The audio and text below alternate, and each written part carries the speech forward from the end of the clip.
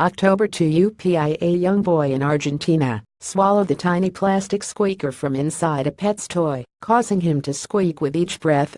Santiago Gomez Zuviria posted a video to Facebook showing the boy inhaling through his mouth at an emergency room in Tucumán and producing the same squeaky sound as a dog biting down on a noise-making toy.